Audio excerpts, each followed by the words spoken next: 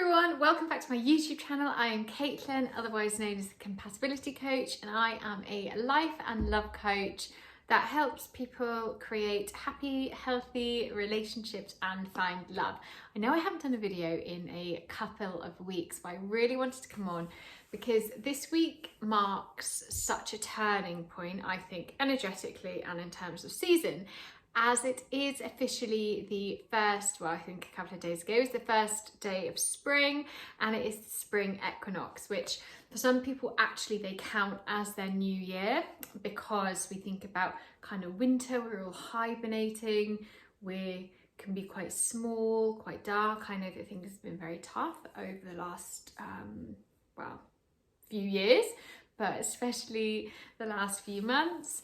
So really it can be a time where we can step into something new, we can kind of shed what's holding us back, we can do a lot of releasing and a lot of clearing, and, oh, this is Frank by the way, and really get into that lovely new energy and that lovely new power.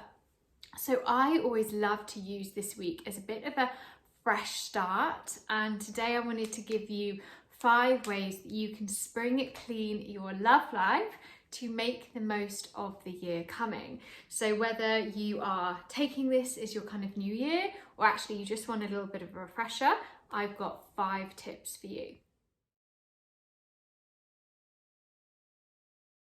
So number 1 is clearing out the old. Now I know when we're looking for love, it's very easy to look back at the past. It's very easy to look back at our patterns, our disappointments, the type of idiots we've been attracted to, and think that we're going to get more of the same. But really we want to start with a bit of a clean slate, and we want to envision and work towards love that is happy and hopeful. So clearing out the old really for me means looking around and seeing what you're still holding on to. This could be old clothes that no longer fit you or remind you of a past you that used to be. This could be love tokens from old flames. This could be people on your social media, like past Tinder dates, Hinge dates, whatever it is that's still in your space. We want to begin the process of clearing this all out and releasing this, so we actually get something that is new.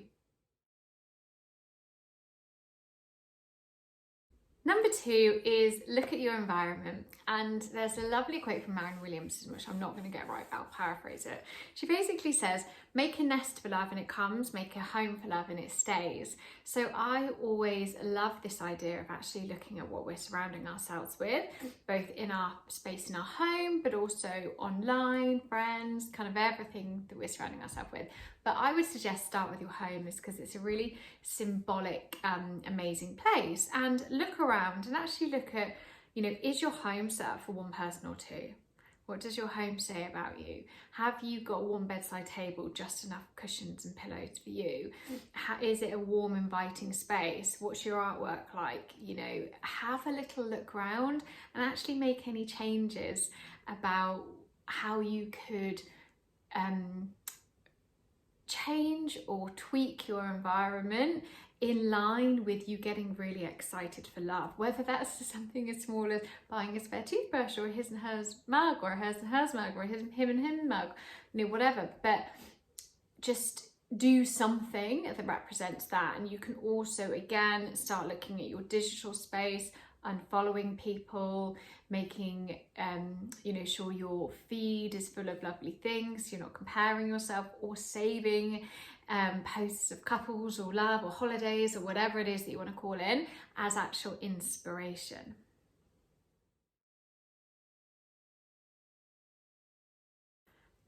Number 3 is create the space you need. So if your energy's low and your diary's full, we've got some work to do, because if you want a relationship where, say, you see them 2-3 times a week, but at the moment you are burnt out and you have no time to dedicate towards yourself or a romantic partner, that's where the work is. So I would suggest looking at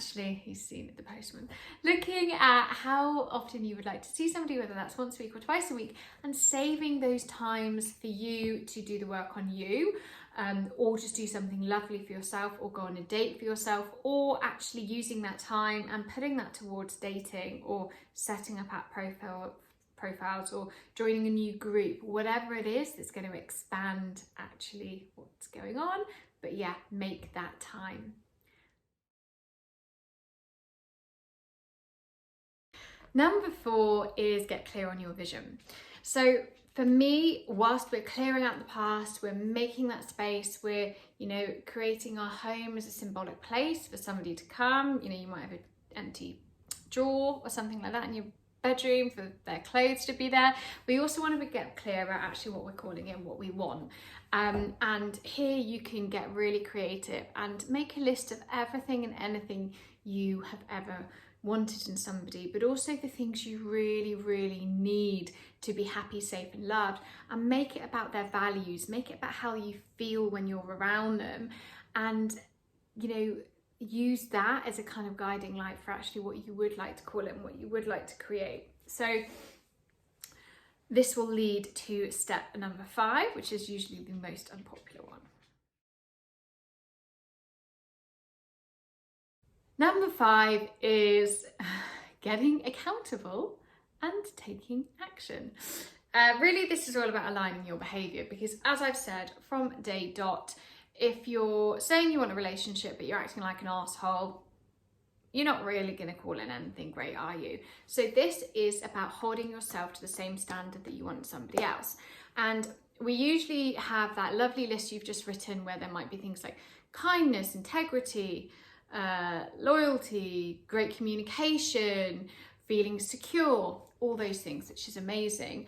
But we all then need to turn it around on you and see whether you're the person who can hold the space for that kind of relationship. Because if you want somebody who's really positive, but actually you're quite negative, you're always thinking of worst case scenario, you're always, judging people, that's not going to match. If you want somebody who's great communication, but you're ghosting people, again, that's not a match. If you want somebody who makes you feel secure, but you've never taken the steps to deal with your anxious attachment, again, how is that going to equal what you want? So really the last step is about getting accountable and becoming the partner you want to be. So I hope you enjoyed that quick video on how to spring clean your love life. Please let me know what steps you've taken. This is something that can be light, it doesn't need to be heavy. Go and have fun and keep me updated in the comments. As always, please rate, subscribe and review, and I will see you soon.